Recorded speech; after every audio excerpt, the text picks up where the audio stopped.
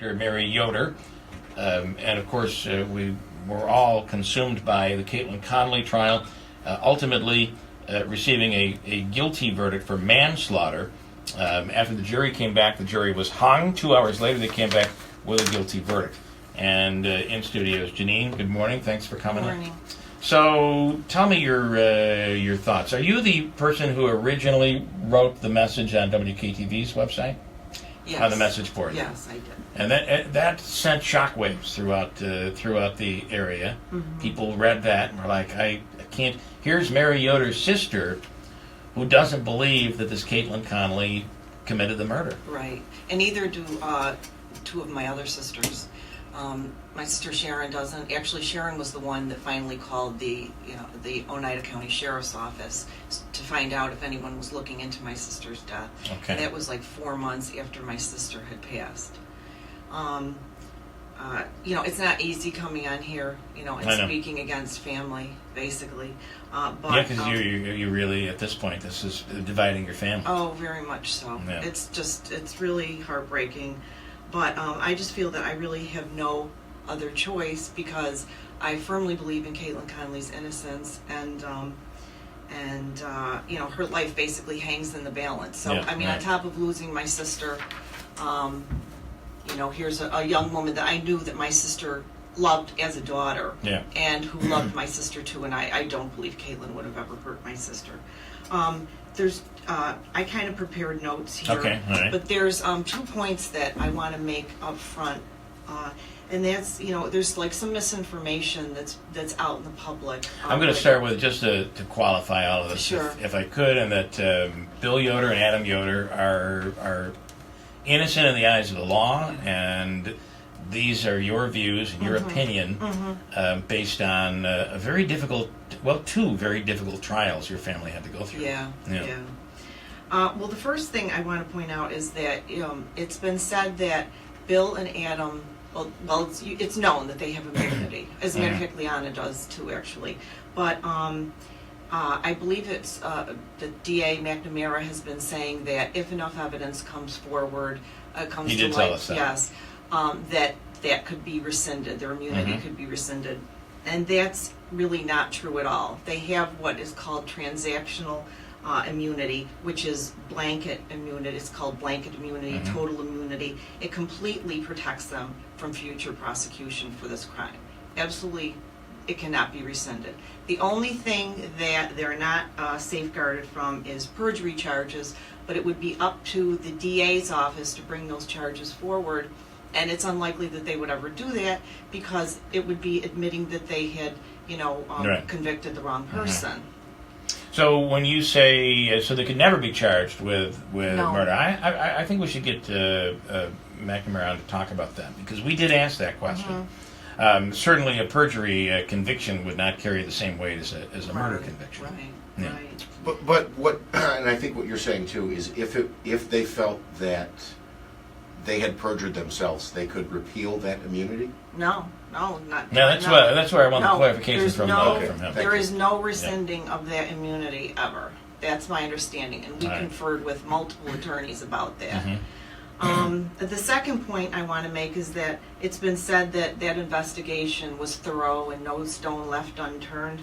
Well, I disagree with that, and for multiple reasons, but the main point was that we tried to explain to the Oneida County Sheriffs the connection between Bill Yoder and colchicine, that he had probable knowledge and use of colchicine to grow a crop of super marijuana in the 1980s. And I think that was testified about during the trial, right? Yes, and he Yep. claimed that there were 3 plants or something.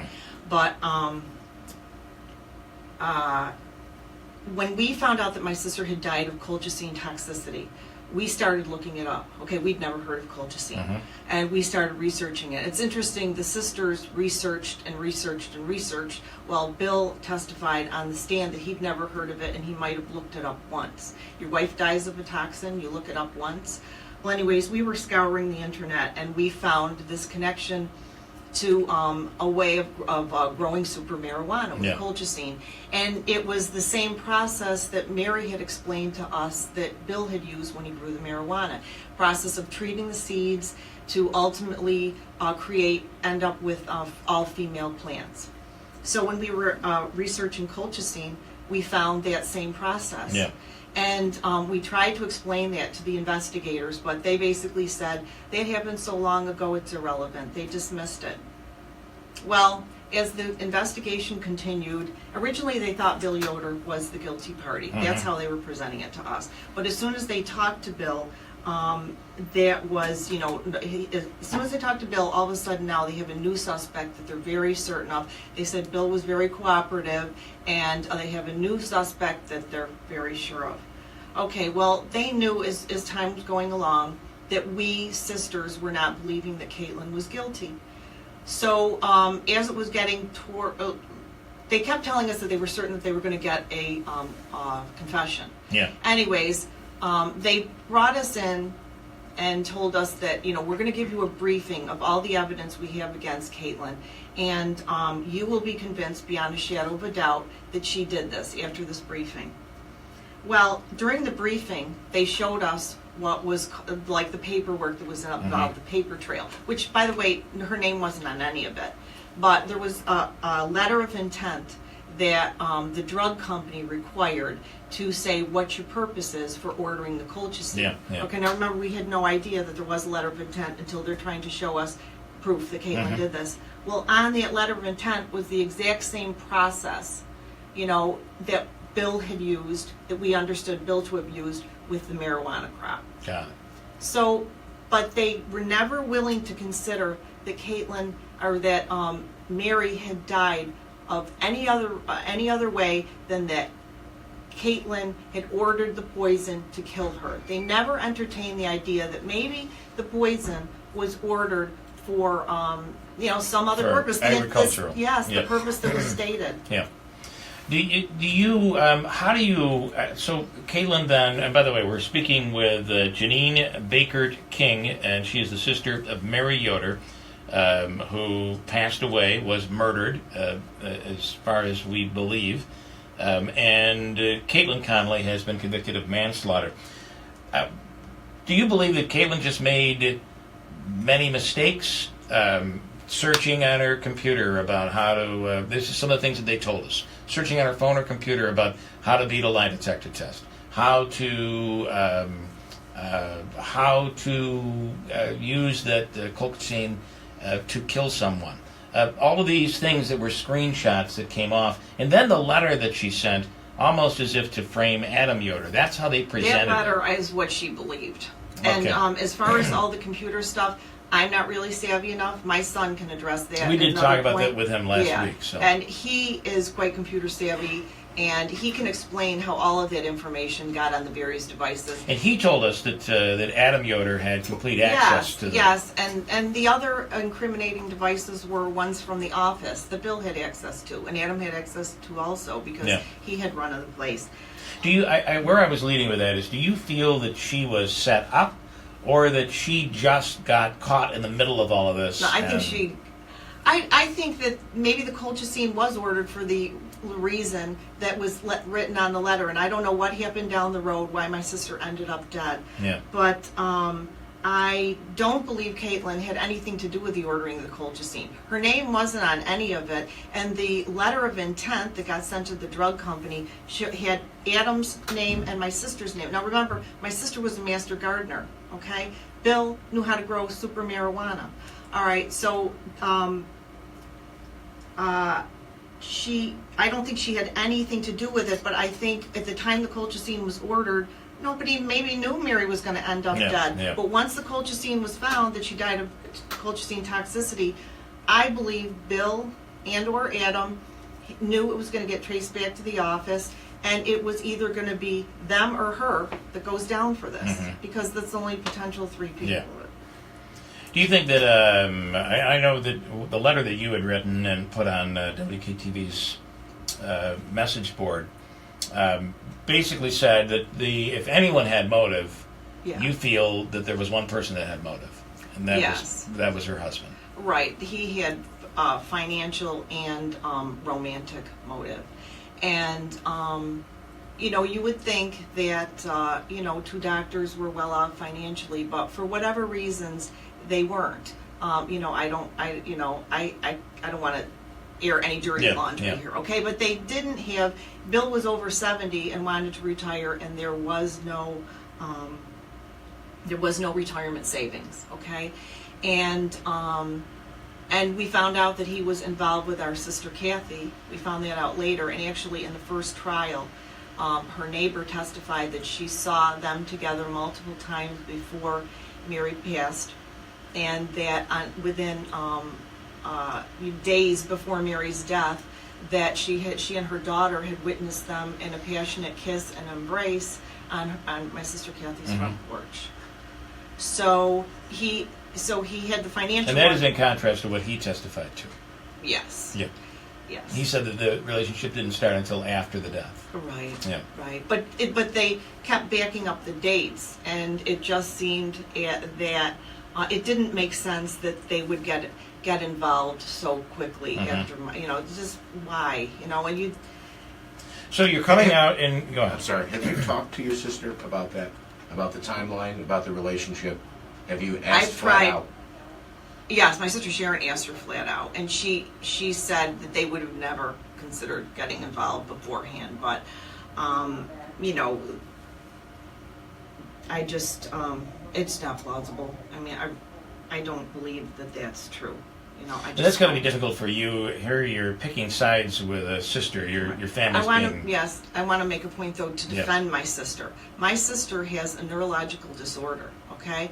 And I believe that she's not... And it can... The neurological disorders can change how you process making moral judgments, even. And I read up on that because I couldn't understand how my sister could possibly have gotten involved with another sister's husband, and and so it is possible that the way her brain now processes moral judgments, based on what I read, you become either more me-centered or and so. And I want to point out, this is your personal opinion based on what I read, on your experience with your sister. Yes, and so I don't think that she's fully accountable for that choice if she made that choice. And can I ask you, during the time that Mary was sick, I'm assuming that you had seen her either in the hospital or when she was sick at home. What were your conversations with her like at that time? Did she feel that anything suspicious was going on, or did she not know why she was so sick? Oh, I didn't have contact with her she got sick pretty quickly and ended up in the hospital, and then by the time I got there, before the family was notified, she had coded more than once. Okay. And you brought up an issue of the cough drop. Okay, all right. One of the important points that was brought up in the first trial. First of all, I want to say that, I think D.A. McNamara said these conspiracy theories. Once it's the husband, then it's the son. Yeah. I think that both attorneys got part of the story right. I think they just needed to marry it. But there was it was so complex, so much information to get through that they didn't. I understand that. But my sister became ill, and she ended up going to the hospital, and ultimately she died. But what they found is after she died, there were many specialists there called in. They were completely stumped as to what was wrong. Didn't know with what her. it was. Right, but after she died, her tissue samples and blood samples were sent out for the most extensive toxicology testing that's done. And when they found the colchicine, I guess they were able to, they had various samples at different times. They were able to determine that her levels were far higher at her death than they were when she first came in. So that would suggest that she was dosed while she was in the hospital. Yeah. And the only person with her was her husband. And, there was opportunity. I mean, she received a big CT drink or something. And, also he testified that he left and came back, brought her Advair discus, which is for asthma.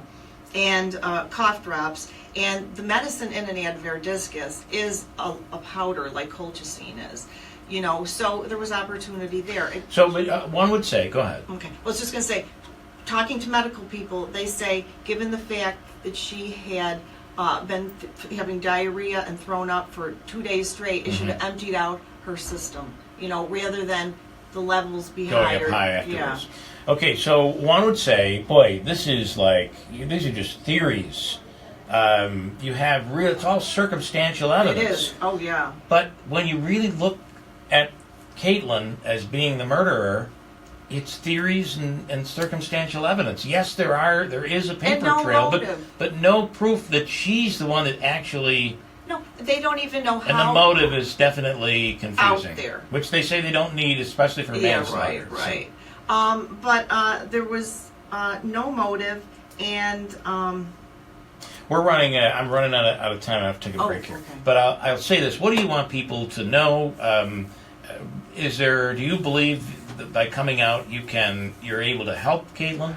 well, that's the point. Yeah. Yeah. I mean, there's going to be an appeal, and I feel that had we been more vocal up front, that it may not have, gone to the grand jury, because there was a big effort on the Yoder family to have us be quiet before the grand jury hearing. If we're not going to agree with this, at least we'll be quiet for the All right. next 2 weeks, we were told, which we ended up finding out that what was happening in the next 2 weeks was the grand jury hearing where all of the Yoders ended up getting immunity. Which you believe could possibly end the opportunity to find or Right. convict the real killer. Oh, possibly. yeah. I mean, Yeah.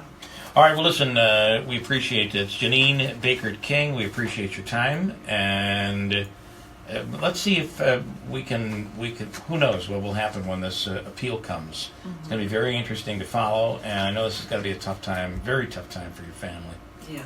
Yeah, it's definitely a tough time. All right, Thank you. we will break. WIBX Utica Rome. It is 8:00.